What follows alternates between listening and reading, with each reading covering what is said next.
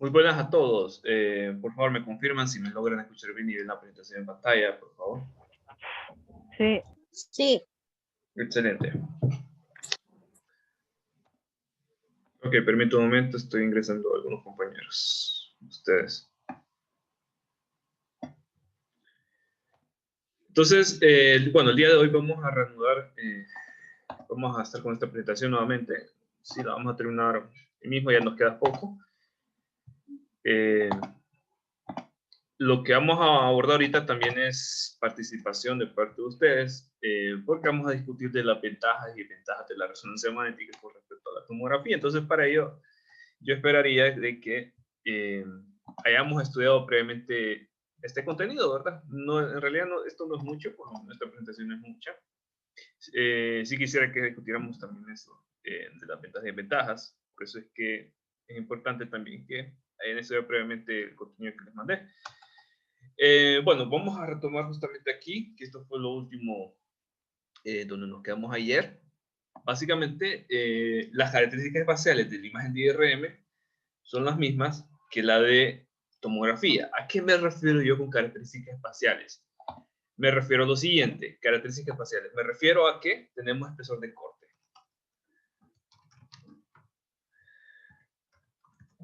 Tenemos un espesor de corte, ¿verdad? Y nosotros ya sabemos bien lo que es un espesor de corte, que es una distancia anatómica entre la imagen de los planos que visualizamos, ¿verdad? Si, por ejemplo, nosotros visualizamos la imagen del plano axial, entonces el espesor de corte va a ser la distancia anatómica entre cada plano de imagen. Observen bien la distancia anatómica de este plano de imagen a este plano de imagen, que está representado con esta imagen de aquí. ¿Qué más significa? Obviamente también tenemos píxeles. Y como les dije, nosotros podemos visualizar también nuestros tipos de plano de imagen. Bueno, siempre que es una reconstrucción 3D, pero podemos llegar a visualizar nuestro plano de imagen. Entonces, tenemos Voxel. Tenemos el Voxel. Esas son las características espaciales a las que yo me refiero. Vamos a ver. Una característica también especial. Fíjense muy bien aquí. Pasa lo mismo que con el espesor de corte y la resolución espacial en la imagen. Resulta que en resonancia magnética también hay una relación del espesor de corte con la calidad de imagen. Resulta que si el espesor de corte también pasa en resonancia, si el espesor de corte es menor, hay mayor resolución espacial. Hay mayor resolución espacial. Pasa eso. Eso mismo que pasaba en tomografía pasa también en resonancia. Ahora, ¿por qué pasa esto? No es por los mismos motivos que pasa en tomografía, porque nosotros en tomografía vimos que eso pasa porque cuando se está trabajando con un espesor de corte menor, resulta que se está operando detectores de menor tamaño y esto es lo que produce una mejora en resolución espacial. Aquí no pasa eso. El espesor de corte va a estar regulado por un elemento del equipo llamado gradiente. Vamos a ver eso ahorita mismo, en esta misma clase. El proceso también lo vamos a ver un poquito más a detalle cuando vemos parámetros radiológicos de resonancia. Pero pasa lo mismo y pasa esto también. Resulta que hay una peculiaridad también de la imagen con el espesor de corte de resonancia. Si el espesor de corte es mayor, hay mayor resolución de contraste.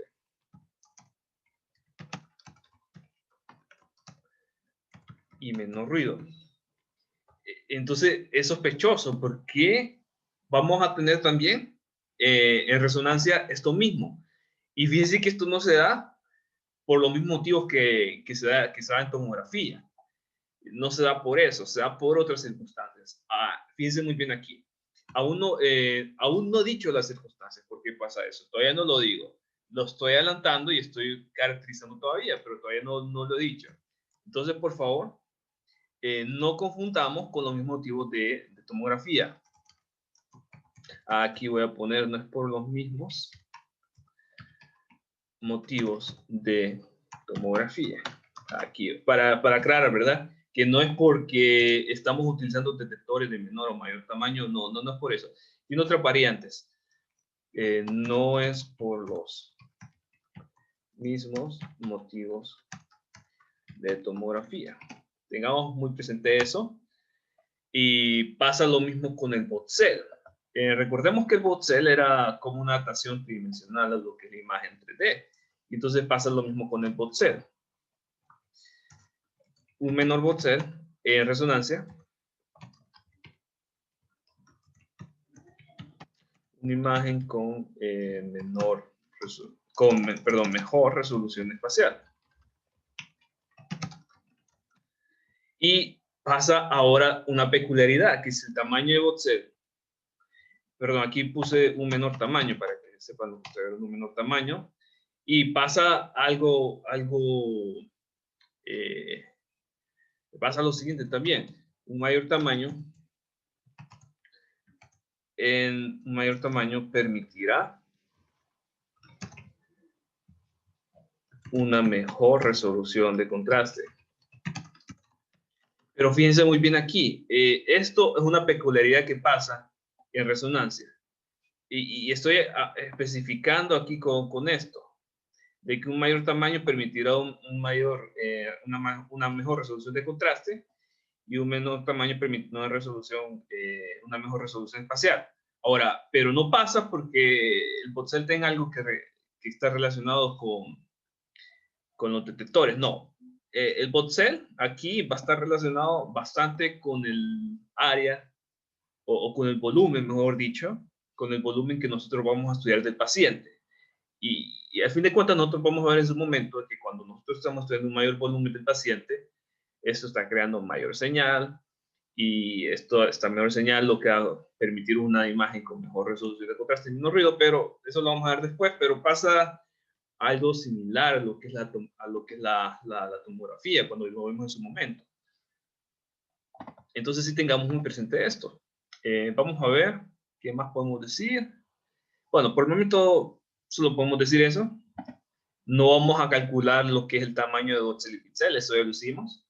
Aunque si quisiéramos calcularlo sería de la misma manera que lo vimos en tomografía, ¿verdad? Donde teníamos un tamaño de FOB y teníamos una cantidad de píxeles a lo alto y a lo ancho, y ahí podemos calcular el tamaño de píxel y luego si nos da el espesor de corte podemos calcular el voxel.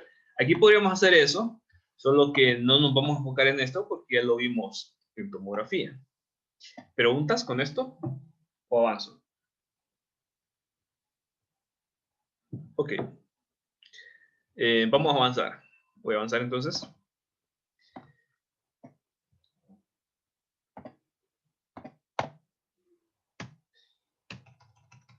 Ahora, vamos a discutir ahora ventajas y desventajas de la tomografía con respecto, ventajas y desventajas de la resonancia con respecto a la tomografía.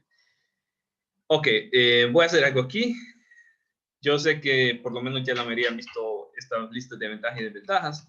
Quiero ver por lo menos cómo está su compromiso con este tema. A ver si lo estudiaron anteriormente. Vamos a ver.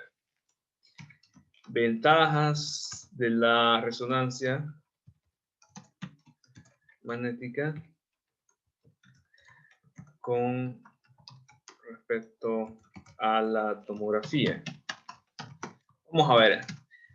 Por favor, quisiera escuchar su participación en esto. ¿Qué es lo que lograron captar de las ventajas de la resonancia magnética? No utiliza radiación ionizante. Excelente, no utiliza radiación ionizante. ¿Qué otra? Otra podría ser ingeniero, que dice que brinda un mejor contraste y resolución de las estructuras pequeñas, como los órganos. Ok, mejor contraste. Eso sí, mejor resolución espacial no. Mejor resolución de contraste. ¿Es así? Lo de ¿No tiene resolución efectos espacial, adversos? ¿cómo así? Efectos adversos por la reacción, dice usted. Sí. Cuando se utilizan los medios de contraste no son tan agresivos como en los otros procedimientos. Sí, excelente, eso sí. Es que sí, esa sí es muy buena. Lo del medio de contraste son menos agresivos. Sí, esa es una muy buena ventaja. Y creo que es lo mismo que usted me decía de efectos de salud. Vamos a ver. También es ventaja lo de que se pueden adquirir los 3 planos al mismo tiempo para una reconstrucción. Okay. Sí, excelente. Por lo menos para la reconstrucción 3D, sí pasa eso. Pasa eso.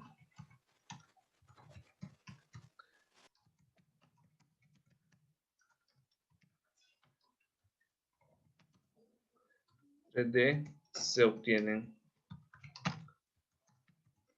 simultáneamente. Es correcto. ¿Y qué pasaba en tomografía? En tomografía pasaba lo siguiente. Resultaba que los planos sagital y coronal se formaban a partir del plano axial. Eso es lo que pasaba. Quizás no lo dije en su momento. Tal vez se me escapó, pero igual tampoco es que haya sido evaluado en ese momento. Pero pasaba lo siguiente. En tomografía se obtenía la información directa del corte axial y a partir de esa imagen de axial se reconstruía en el plano sagital y coronal. Eso era lo que pasaba. ¿Qué pasaba? ¿Qué repercusión tenía esto? Que como la información de los planos sagital y coronal no era directa de los detectores, sino que se reconstruía a partir del axial, podía tener menor resolución en esos planos comparándola con la del plano axial. Pasaba esto. Ahora aquí no. Por lo menos para la reconstrucción en imagen 3D, cuando nosotros tenemos simultáneamente los cortes, permítame un momento, o teníamos simultáneamente los cortes, cuando tenemos simultáneamente los cortes en la reconstrucción en 3D, los 3 planos se obtienen simultáneamente, se obtienen directamente, mejor dicho, así, más directo. Y entonces esto nos permite tener los 3 planos de imagen de muy buena calidad, es decir, de la misma calidad de imagen. Eso es una muy buena ventaja. Vamos a ver a alguien que nos pueda dar otro aporte.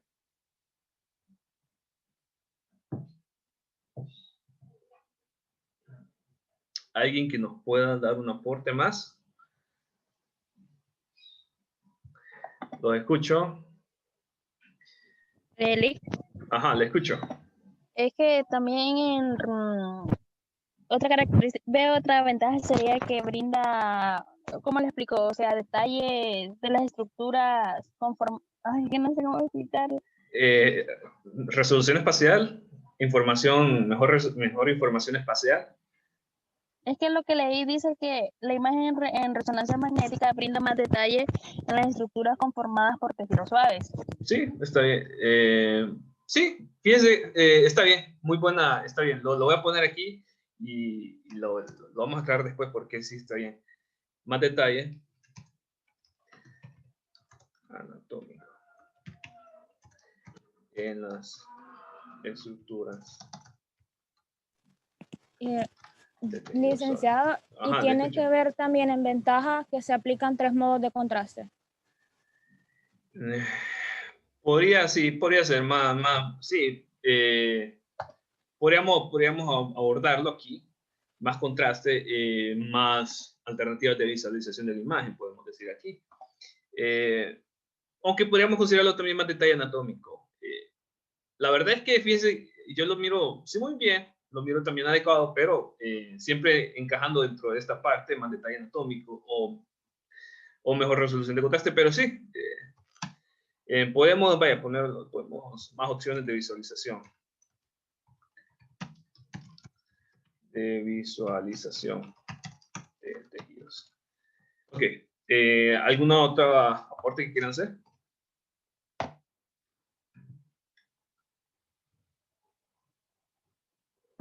¿Algún otro aporte? Excelente. Bueno, entonces, si no tiene otro aporte, entonces vamos a pasar de eso, ¿verdad? Entonces, tengamos presente esto, no hay radiación ionizante. ¿Por qué? Porque no estamos utilizando rayos X, ¿verdad? Estamos utilizando ahora radiofrecuencias. Mejor resolución de contraste. Nos referimos a esto que obtenemos más información, ¿verdad? Con respecto a lo que es la tomografía, por lo menos de tejidos suaves.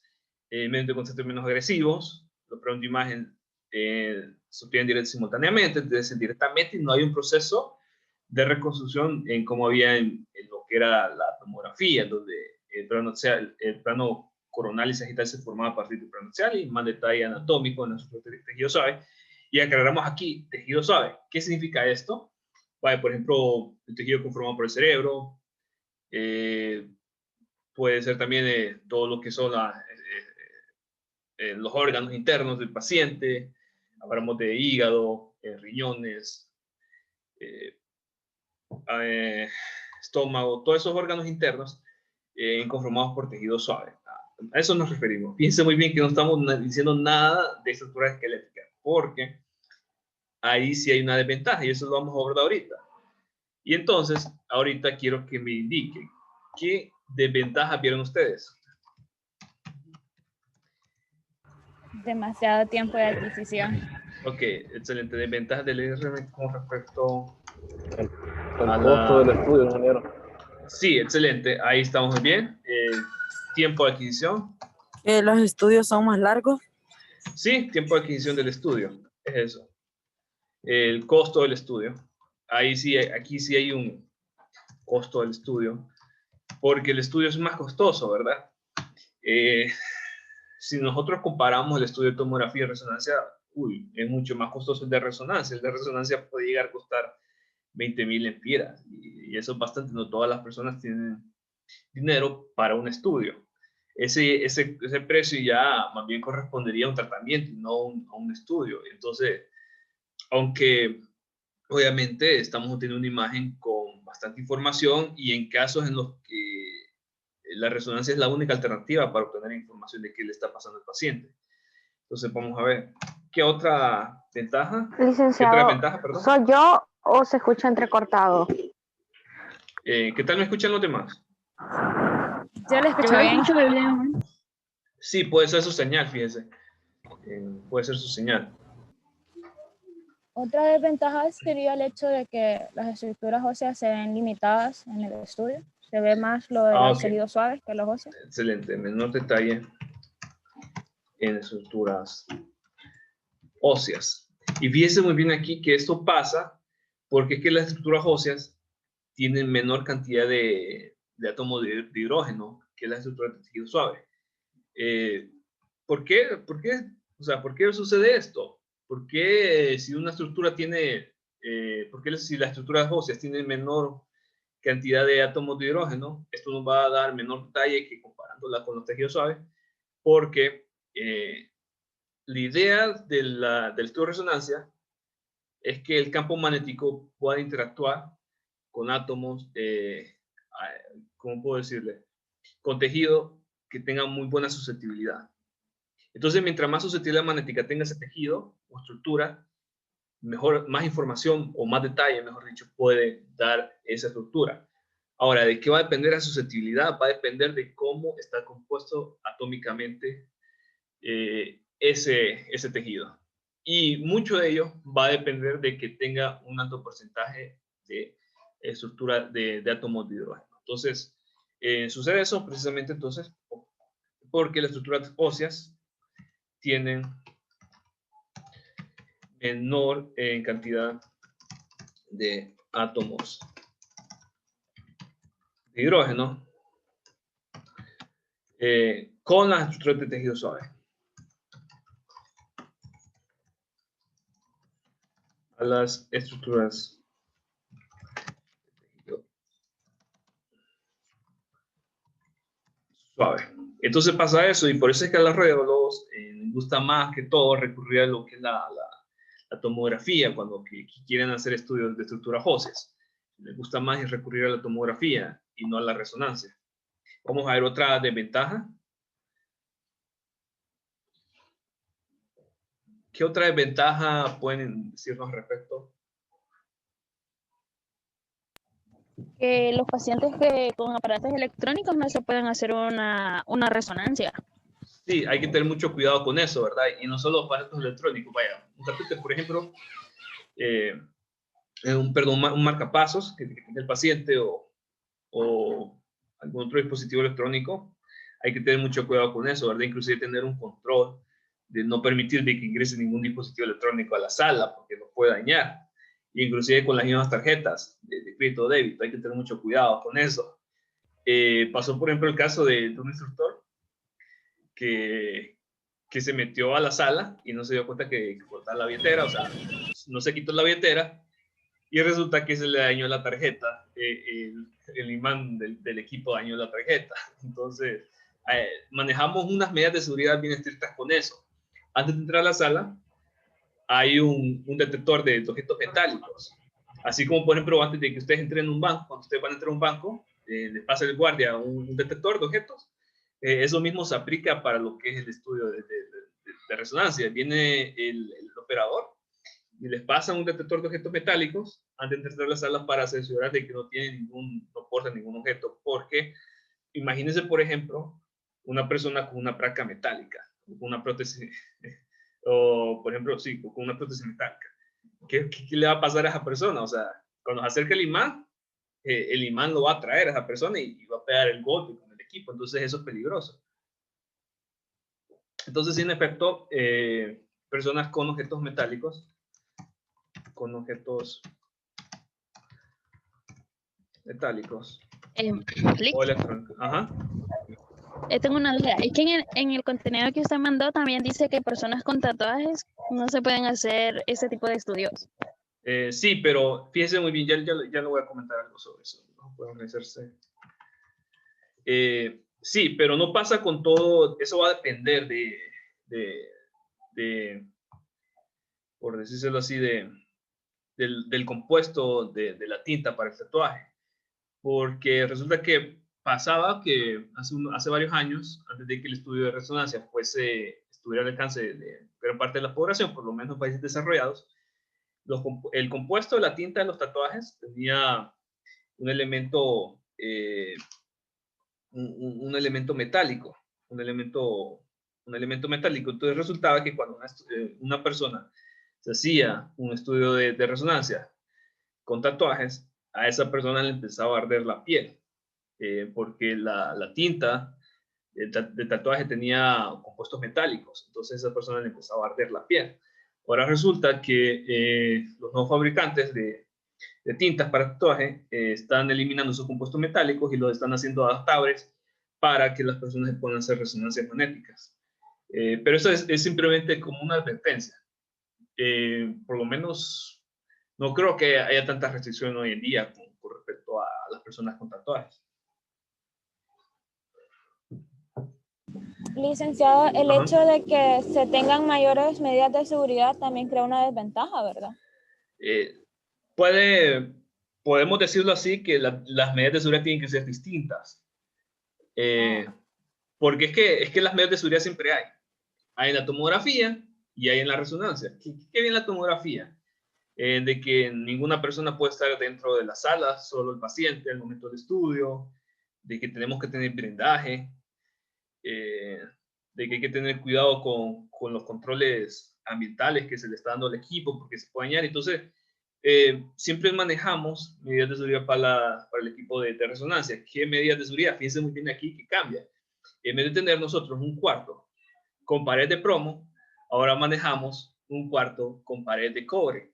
¿Por qué? Porque el cobre aísla lo que son las señales telefónicas y otro tipo de radiofrecuencias que pueden entrar en la sala y pueden interferir con el estudio. También el imán ese tiene controles, tiene objetos metálicos que lo rodean en las partes superiores, tiene unas barreras de metal que reducen el campo magnético, que reducen tamaño del campo magnético para que solo se centren en torno al paciente. ¿Por qué? ¿Qué pasa si no se maneja ese tipo de seguridad? Imagínense, por ejemplo, que en la sala de arriba esté un escritorio. Ese escritorio se va a mover con respecto a las líneas de campo y va a haber ahí un desastre. O que, por ejemplo, hay un parqueo en la sala adjunta al estudio. Hay un parqueo en las afueras de donde está el estudio, el centro de estudio. Entonces, ¿qué pasa? Imagínense que hay un carro cerca del equipo. O sea, ese carro se va a traer hacia el equipo. Entonces, hay que tener bastantes medidas.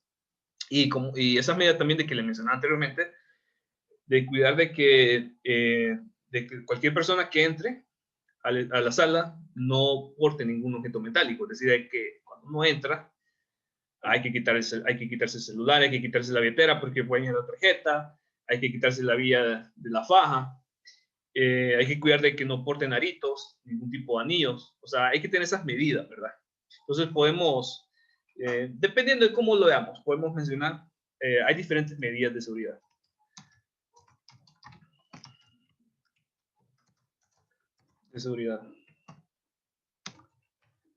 Listo. ¿Alguna otra desventaja que puedan identificar?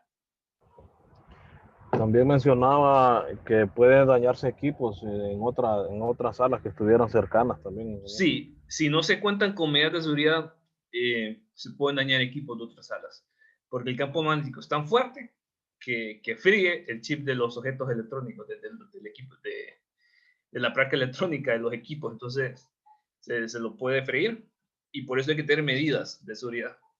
Hay que tener bastantes medidas de seguridad con respecto al equipo. Vamos a ver alguna otra desventaja. ¿Quieren darme un aporte? Ok, excelente. Entonces, muy buen aporte de parte de ustedes. Voy a borrar esto.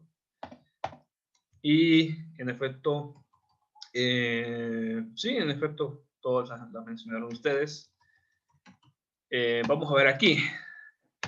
Obviamente comparándole un estudio de cerebro, de tomografía con el de resonancia, ¿verdad? Obviamente el de resonancia nos va a dar mucho más detalle, pero no así en las estructuras óseas. Bueno, las desventajas que las mencionamos, vamos a ver. Sí, desventajas. Y fíjense muy bien que, no lo mencionamos, una desventaja muy importante de la resonancia. Aquí lo voy a poner, vamos a ver, una desventaja importante de la resonancia.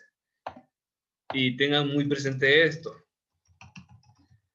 Otra desventaja, vamos a poner otra desventaja de la IRM con la TC, así lo vamos. Ya saben a qué me refiero con IRM y TC, ¿verdad? La IRM brinda menor información, mejor dicho, la información espacial no es tan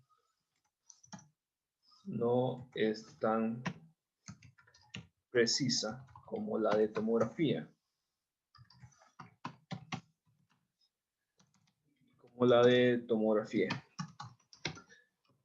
Y también podemos mencionar otra, hay menor resolución espacial.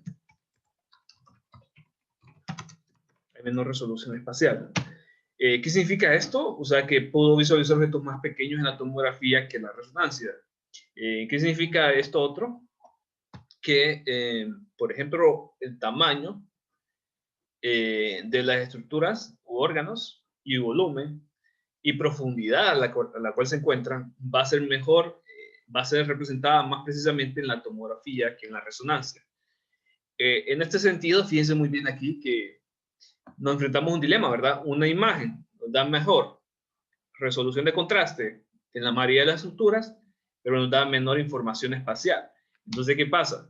A veces es inconveniente. Ok, ¿qué pasaría si vengo yo y intento tomar la información valiosa de una modalidad y la uno con la información valiosa de la otra modalidad? Y entonces eso fue llevado a cabo por unos programadores, y lo que hicieron fue hacer un convexo de la imagen de tomografía y de resonancia. Y es un ejemplo que ustedes pueden ver aquí. Tomemos la imagen de tomografía y juntémosla con la imagen de resonancia para que nos dé la información importante de cada una de estas. Y creemos una sola imagen con muy buena información espacial y muy buena resolución espacial. Perdón, y con muy buen contraste. Y entonces eso se puede llegar a hacer, pero requiere bastante manipulación y requiere software muy concretos para esta utilidad. Y bueno, en la mayoría de los casos se da un estudio, ¿verdad? Solo se hace un estudio específico para la resonancia, y no es que se está haciendo una resonancia y una tomografía para untar la imagen, no, sino que se hacen estudios aparte. en la mayoría de los casos, pero sí se puede llegar a combinar ambas imágenes, pero requiere bastante tratamiento para eso. Requiere bastante tratamiento. Ok. Listo. Vamos a ver. ¿Preguntas hasta aquí? ¿Ninguna? Ok, excelente. Voy a cambiar entonces de documento ahorita. Permítame. Voy a cambiar de documento.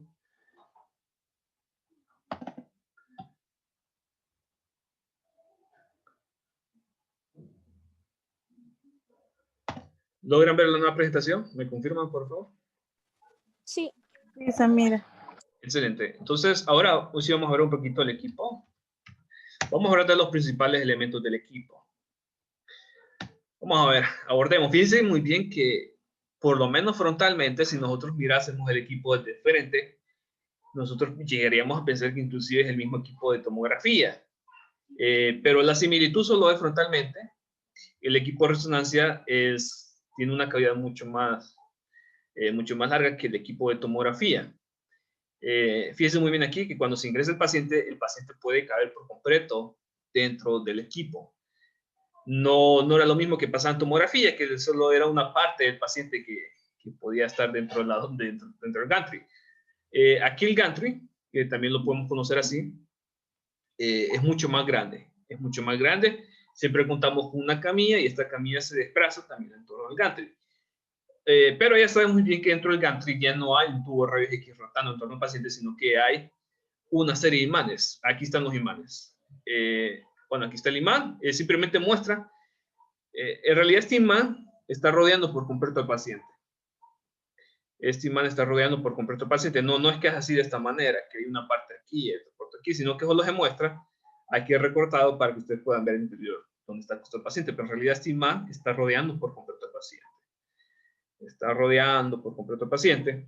Y tenemos aquí, también dentro del gantry, un sistema de emisores receptores de radiofrecuencia, conocidos como antenas de radiofrecuencia. En su laboratorio lo pueden conocer también como bobinas de radiofrecuencia. Así lo pueden conocer. Cuando les abren de bobinas, nos referimos también a antenas. Antenas de radiofrecuencia. Yo menciono más como antenas, y los instructores usualmente lo conocen más como bobinas, pero estamos hablando de lo mismo. Estamos hablando de lo mismo, solo que en diferente terminología. Y tenemos unos gradientes. Estos gradientes, voy a adelantar un poquito. Fíjense muy bien aquí. Estos gradientes son importantísimos. Son pequeños imanes. Aquí lo voy a anotar. Estos gradientes son una serie de imanes. Son una serie de imanes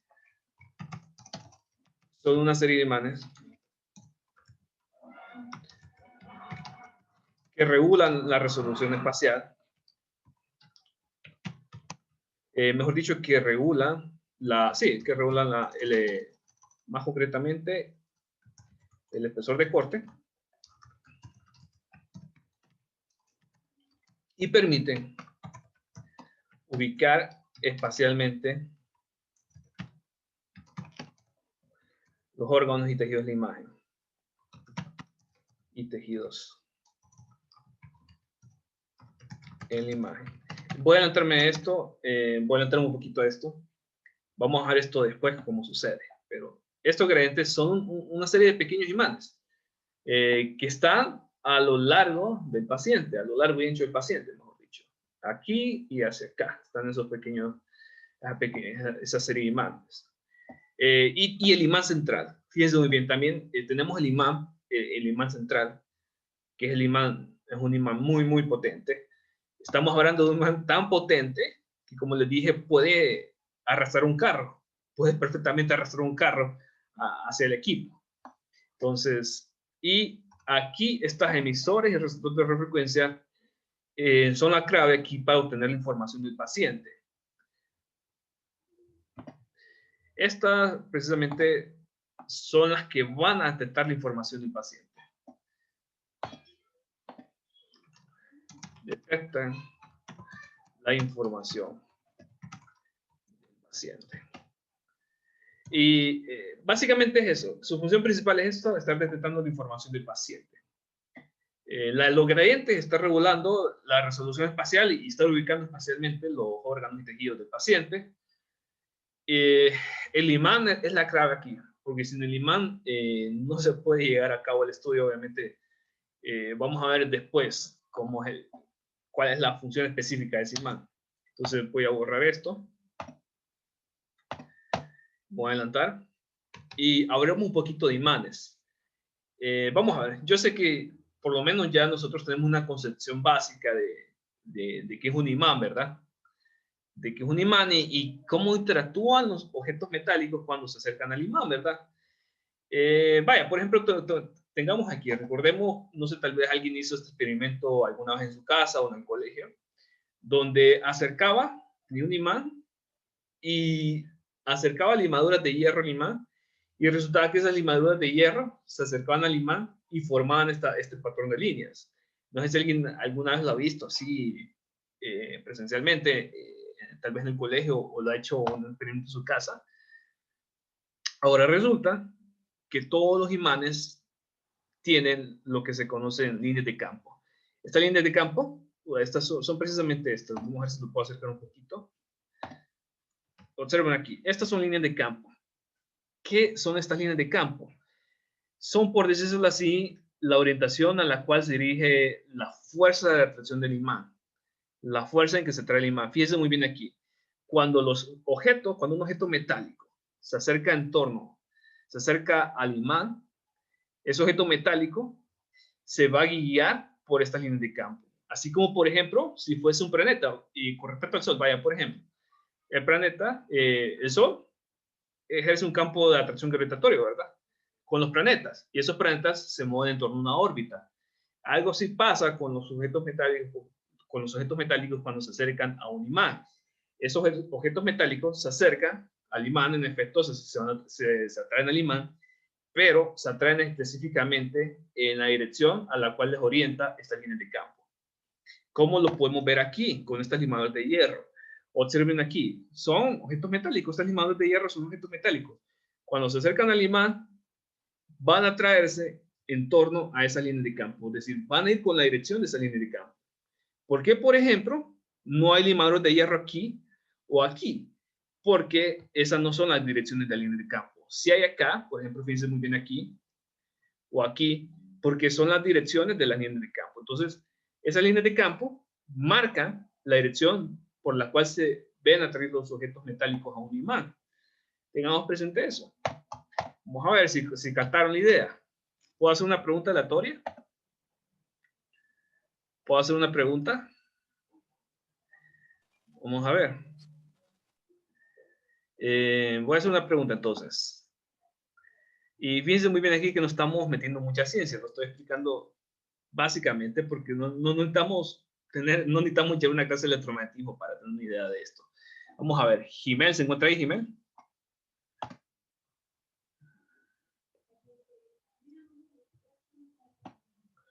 Vamos a ver, Jimel, ¿se encuentra ahí, Jimel? Dígame. Ok, coméntenos, ¿qué son las líneas de campo en un imán? ¿Cómo dice que no lo escucho bien, licenciado? ¿Qué son las líneas de campo en un imán?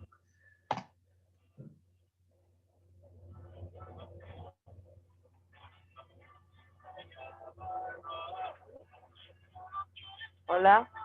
Oh, ok, ¿me está escuchando? Es que está lloviendo acá, entonces se escucha medio así como interferencia. Entonces no le escucho muy bien. Vuelvo a preguntar. Bien, está bien. Si no me escucha bien, no se preocupe, está bien. Continúo, está bien, no se preocupe. Ok, bueno, entonces sí tengamos presente ese concepto, ¿verdad? Es un concepto sencillo. Y fíjense muy bien aquí que sucede que el mismo planeta tiene un imán en su centro, por decirlo así, que ejerce líneas de campo. Así como la ejercía este imán, pasa lo mismo con el planeta Tierra, que ejerce líneas de campo. Estas líneas de campo son utilizadas, por ejemplo, con la brújula. La brújula se orienta en torno a estas líneas de campo. Entonces, por ejemplo, si la brújula, uno se encuentra en el norte, entonces las líneas de campo lo van a orientar a uno hacia el norte, pero precisamente lo orientan hacia el norte porque las líneas de campo se dirigen hacia el norte del planeta Tierra. Entonces pasa lo mismo con el planeta Tierra. El mismo planeta Tierra es un imán. Ahora, resulta que un imán puede ejercer una cantidad de atracción con respecto a otro objeto. A esa cantidad de atracción lo conocemos como intensidad del campo magnético. Es decir, qué tan intenso es el campo magnético para atraer otros objetos. Y utilizamos una unidad llamada Gauss, o Tesla también, en donde un Tesla es igual a 10.000 Gauss. Es como, por ejemplo, que yo quisiera expresar una distancia. Entonces, una distancia la puedo expresar en metros y en kilómetros. Entonces, aquí se hace lo mismo, ¿verdad? Puedo expresar la cantidad de intensidad del campo magnético en teslas o en Gauss, que simplemente nos indica qué tan intenso es el campo magnético. Entonces, tengamos presente aquí una mayor cantidad de teslas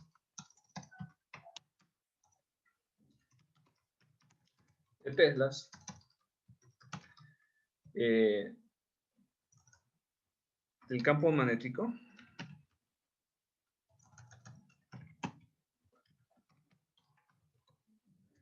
nos dice que ese campo magnético es muy intenso. ¿Qué significa esto? Que mientras mayor cantidad de teslas tenga un imán, más intenso va a ser ese campo magnético. Es lo que nos va a decir. Simplemente eso. O sea, que, vaya, por ejemplo, comparemos un imán. Un imán con, vaya, por ejemplo, 0.5 teslas y un imán con 3 teslas.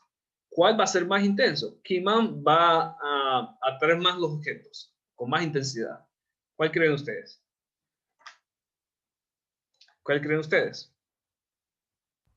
Vamos a ver. De 3 teslas. Sí, exactamente. Entonces, esos teslas nos describen a nosotros qué tan intenso es ese campo, el campo magnético ejercido por el imán. Es lo que nos va a decir. Simplemente eso. Entonces voy a avanzar. Yo tengo una duda, tal vez Ajá. un poco desviada del tema. Sí. Digamos, los imanes tienen el polo norte y el polo sur, por así decirlo. Porque cuando los parte por mitad siempre tienen los dos polos. Muy buena pregunta. Fíjense muy bien que no es que los imanes tengan dos polos norte y dos polos sur, sino que esta configuración se le conoce como dipolos. El asunto es que cuando usted, bueno, yo recuerdo haber visto eso en la clase de electromagnetismo, pero es que cuando usted los parte, usted no está partiendo así como una polaridad, o sea, usted no está partiendo el norte y sur, usted lo que está haciendo simplemente es creando un imán más pequeño. Sí, yo recuerdo, sí, o sea, yo recuerdo muy bien por qué sucedía eso. Recuerdo muy bien por qué sucedía eso y me lo explicaron en la clase de electromagnetismo. Pero ya no recuerdo exactamente por qué cuando uno corta un imán, le queda un imán más pequeño y no le queda solo la configuración en el polo norte o polo sur. No recuerdo muy bien esa respuesta. Ahorita sí, si me permite, tal vez la puedo investigar y se la traigo mañana. Pero sí, es muy buena observación. Ahora, entonces, como les dije, nosotros vamos a trabajar con un imán en el equipo, ¿verdad? Entonces resulta que la intensidad de ese campo magnético nos va a ser muy útil. ¿Por qué? Porque entre más intensidad tenga ese campo magnético del equipo, más información anatómica se va a poder obtener. Entonces comparemos aquí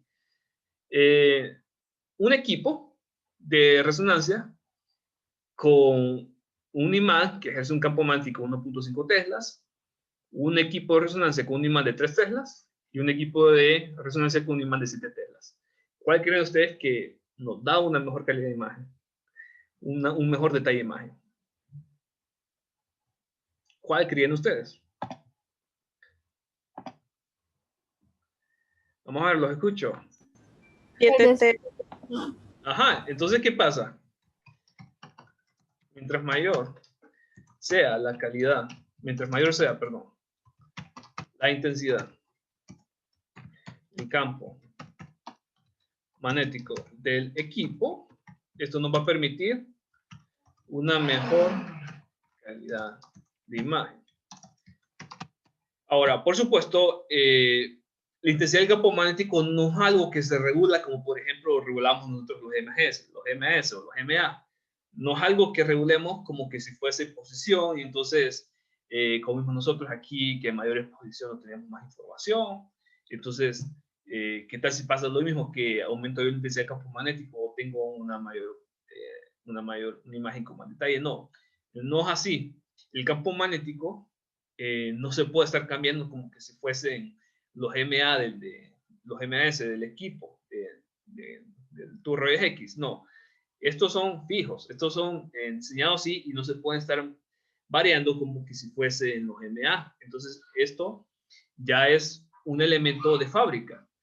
En la fábrica, ellos ya predestinan cuánta intensidad del campo magnético va a estar destinada para ese equipo. Y les doy algo curioso. El equipo que nosotros tenemos aquí en la universidad, es de 3 teslas. Y este es el equipo con mayor intensidad de campo magnético a nivel centroamericano. Los demás tienen que 1.5, 0.5, 1 teslas.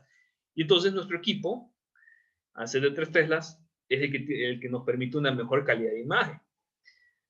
Hay otros equipos muy potentes, por ejemplo, en Estados Unidos esto se suele utilizar muy común, pero aquí por lo menos a nivel centroamericano nosotros tenemos el mejor equipo de resonancia porque es el que emite la mayor intensidad del campo magnético.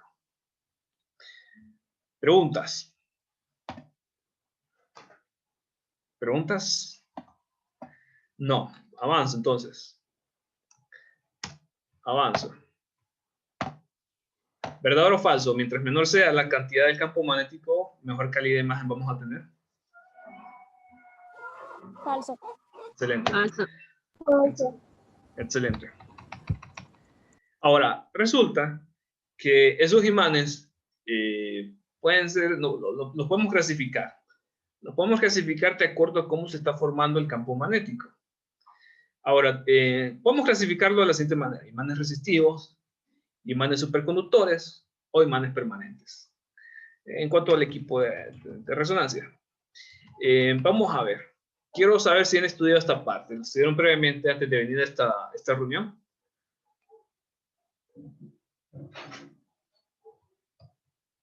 ¿Estudiaron previamente para que lo avancemos ahorita rapidito? ¿Puedo hacer preguntas? ¿Ah? Sinceramente, ¿lo estudiaron? Sí. Yo No no. mucho, la verdad. Ok. Vamos a ver. Imán resistivo. ¿Cómo se forma este campo magnético, ese tipo de imán?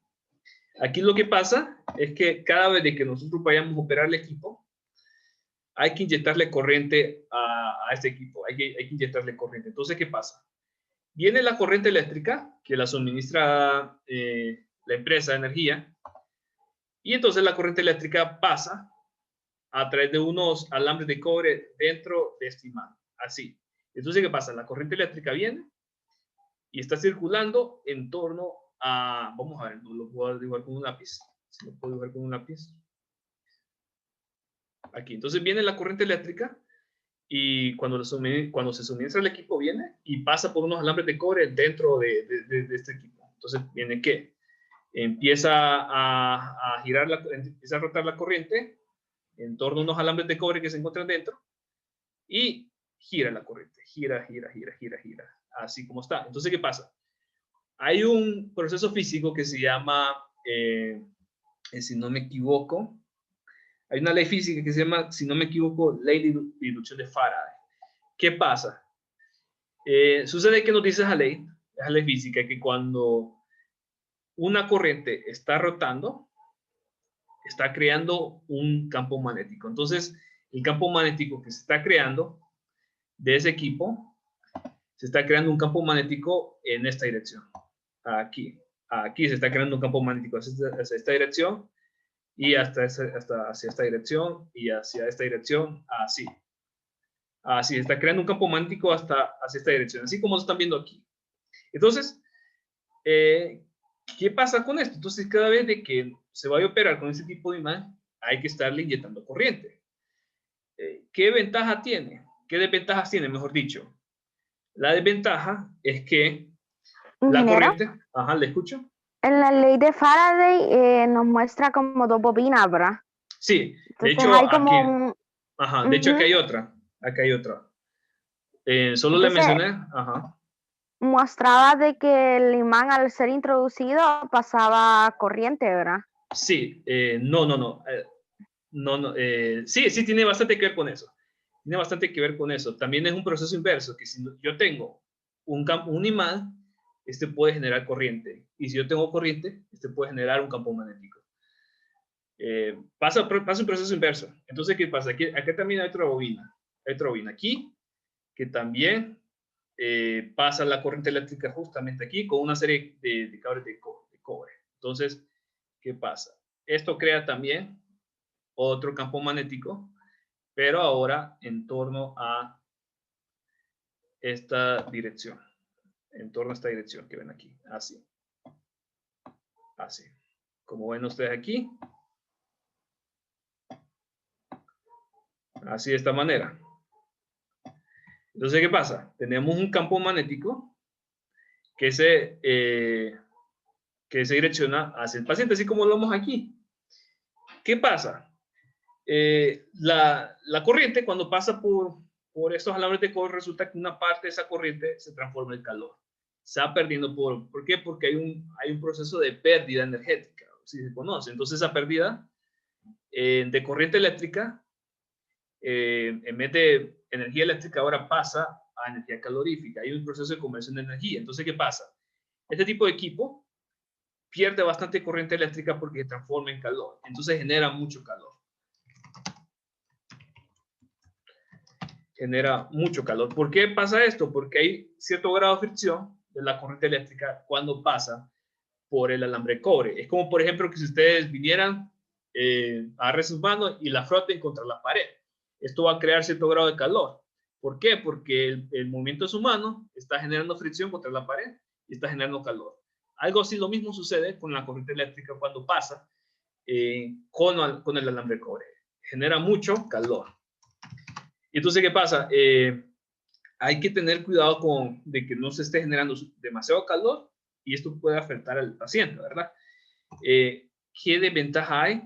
Como se está generando mucho calor, hay pérdida.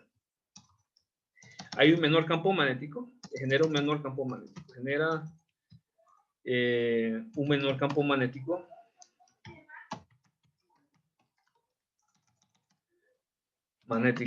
Que otros equipos. Que otro tipo de imanes, mejor dicho. Esto pasa. ¿Qué ventaja podemos añadir también? Una ventaja es que si nosotros comparamos este imán con otros, con el del superconductor, que lo vamos a ver más adelante, es mucho más barato.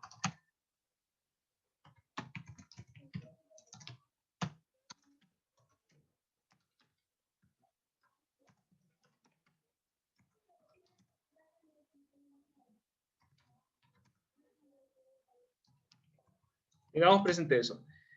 Entonces, vamos a ver, eso es lo que podemos abordar sobre esto. Y podemos abordar sobre eso. Lo voy a borrar entonces. Y ya casi vamos a terminar. Denme, por favor, 2 minutos más. Tenemos el superconductor. Este también se genera por el mismo principio que vimos anteriormente. Viene y hay una corriente eléctrica que gira en torno a una serie de conductores que están aquí. Observen bien que ya no son alambres de cobre, sino que ya es otro tipo de mecanismo de conducción. Gira, entonces la corriente eléctrica pasa aquí, rodea todo esto. ¿Y esto qué pasa? Ocasiona que se forme un campo magnético. Ahora, el campo magnético que se va a estar formando ahora va a tener esta dirección. Ustedes ven aquí, va a tener esta dirección. Va a ir hacia adentro del gantry, va a ir hasta esa dirección, hacia adentro del gantry. Y cuando salga de esta parte del gantry, va a girar aquí y va así como dar una vuelta en torno al gantry. Así, y luego cuando se acerca nuevamente al gantry, va a acercarse nuevamente al gantry. Como por ejemplo que si fuese una turbina de agua y estuviera absorbiendo agua, algo así puede pasar. Así están viendo, ustedes pueden ver las líneas de campo que se está generando. Aquí tenemos nosotros el paciente y las líneas de campo que se generan. Observen muy bien aquí. ¿Qué pasa con este tipo de superconductor? Ya no tiene conductor de cobre, sino que en eso lo cambia por un conductor, por un tipo de conductor de cerámica que ha sido congelado a una muy baja temperatura. ¿Qué pasa cuando se congela la cerámica a una muy baja temperatura? Se crea un efecto llamado superconducción, en donde la corriente eléctrica va a tener poca resistencia a pasar por ese conductor, por esa cerámica congelada. Entonces, ¿qué pasa? Cuando al tener poca resistencia, no se genera calor. Y eso es una muy buena ventaja. ¿Qué pasa? No se está generando calor. No se está generando calor. ¿Cómo pasaba en el resistivo? Que se llama resistivo porque hay cierta resistencia de la corriente con respecto a los alambres de cobre. Aquí ya no se está generando calor. Y esto, lo que nos ayuda es que se está generando un campo magnético muy fuerte. Magnético muy intenso, mejor dicho, muy intenso. Y este tipo de imán es el que genera el campo magnético más intenso. ¿Por qué? Porque no hay una pérdida de esa corriente en forma de calor, sino que todo se transforma, la gran cantidad de partes se transforma en un campo magnético muy intenso. Ahora, ¿qué pasa? Tengamos presente que este tipo de imanes se debe tener mucho cuidado porque esa cerámica que fue congelada a muy baja temperatura tiene que estar constantemente suministrándole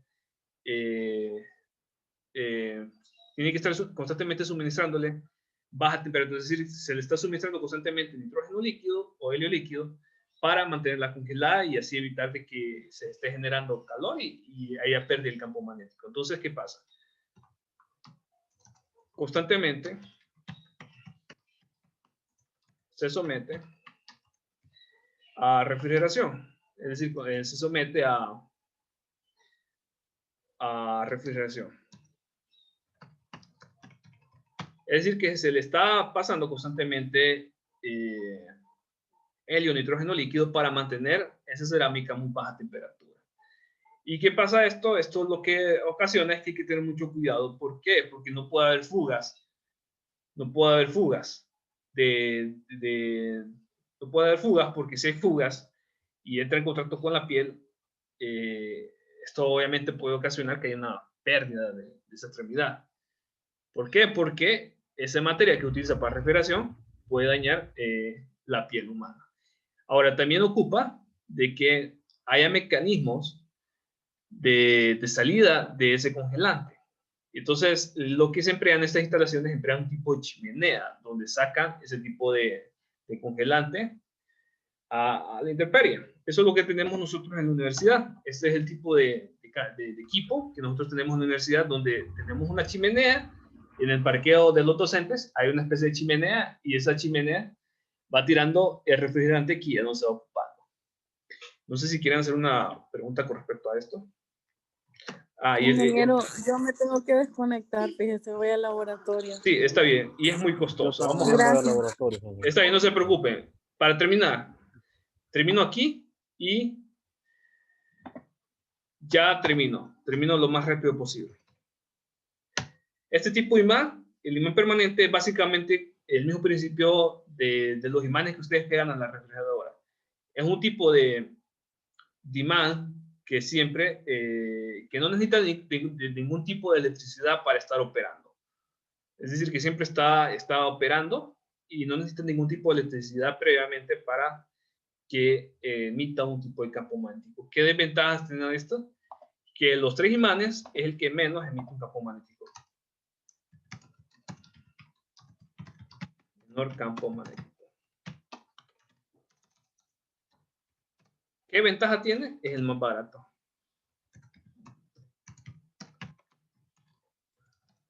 Los 3. Sí.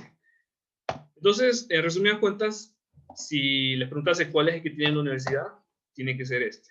Este es el que tenemos. El imán superconductor. Y ya vimos nosotros cómo genera el campo magnético. Vamos a ver. Y aquí terminamos, por favor.